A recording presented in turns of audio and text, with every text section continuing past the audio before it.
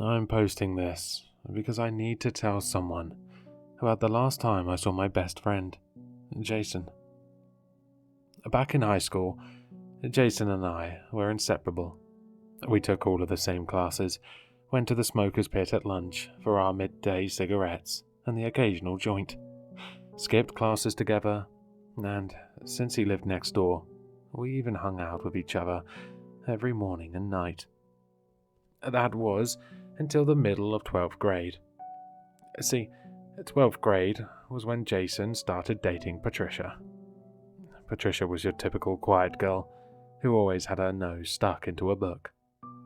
Her looks were very plain, but she was wicked smart, and when you got to know her, you realized she was one of the nicest people you'd meet. In new relationship fashion, he began to change. He quit smoking because she asked him to. Started pulling his bootstraps up in classes, so no more screwing around or skipping. Each night, he'd go to her house to study. Well, knowing her, they probably did actually study. This left before school and weekends for us. And that was until he started meeting her before school, bringing her breakfast, and spending weekends with her, reading and hanging out with her family. It hurt, but I understood this happened with new relationships, and high schoolers in general. It had been 2 months since they started dating, and 3 weeks since the last time we hung out, when he showed up at my house.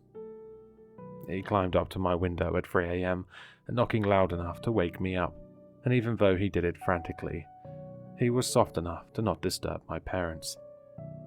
I let him into my room, and I asked him what was up. Jason had a crazed look in his eyes, almost as if he was about to become unhinged. They're going to get me, man.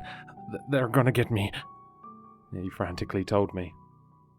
I grabbed him by the shoulders, asking what the hell was going on, and who was going to get him.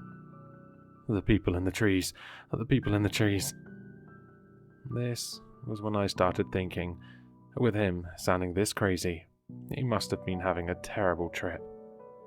Hey, you're safe here. Why don't you come lay down? I'll get you some orange juice and help you ride this thing out. I tried to reassure him.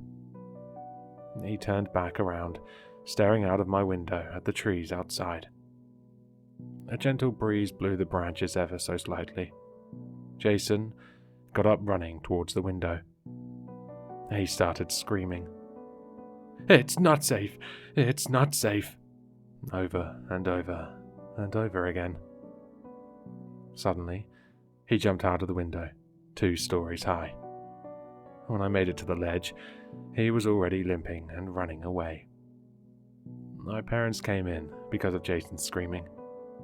I did not want to rat him out, but I was worried given his state. They went over to his parents, and when they hadn't seen him, the 4 of them called the police. It's been 5 years now since that night. Even with all the searches, news reports, and Facebook posts, no one has seen him. That was until yesterday. I was doing some hiking in a national park, a few 100 kilometers from where I saw Jason last. I do this trip a few times a year to just de-stress, so I know this place well. This time, I decided to take a secret trail that only regulars of the park know. It's always quiet and comes to a beautiful scenic waterfall. During my hike, as I was reaching a bend in the path that led to the last little bit of the trail, I heard slurping and tearing noises coming from up ahead. I knew there were bears in this forest, which is why I always came prepared with bear spray. I pulled it out of my backpack and proceeded forward, cautiously. I came across a clearing while hiding behind some brush.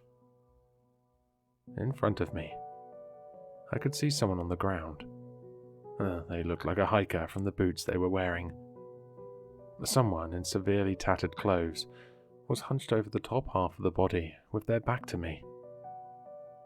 I called out, asking if they needed help, as from what I could see, it looked like there was an accident. When the hunched over figure turned around, my stomach dropped to the floor. Jason? I asked, surprised. He didn't respond. His black sunken eyes pierced into mine. It was Jason. His facial features looked the same as they did the day he ran away from me, but his skin was dried and peeling, almost translucent in some places. Blood covered his mouth and neck, and he had little bones jutting out of his forehead, reminiscent of a crown. I stared at him, and then I stared past him at the half-eaten corpse behind him. What the fuck is going on, Jason? I screamed.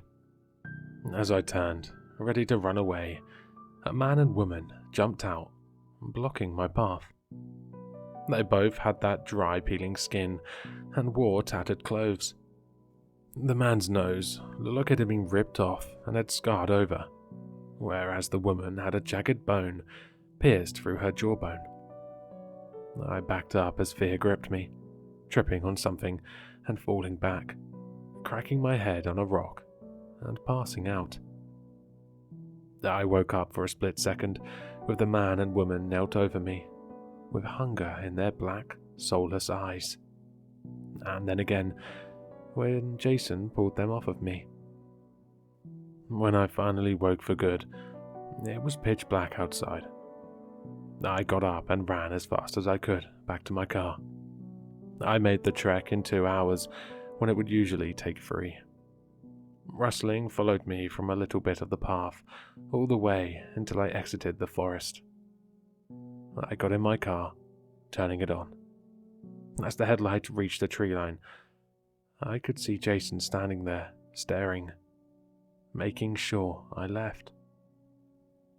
I know Jason had pulled those creatures away, saving my life, and I'm pretty sure he protected me all the way back. My best friend protected me, even when he wasn't fully himself anymore. I don't know what to think of this. I put an anonymous tip into the police when I got back about where the hiker's body was, but I knew if I said anything else, no one would believe me. So, I'm turning to you guys to at least tell what no one else will believe.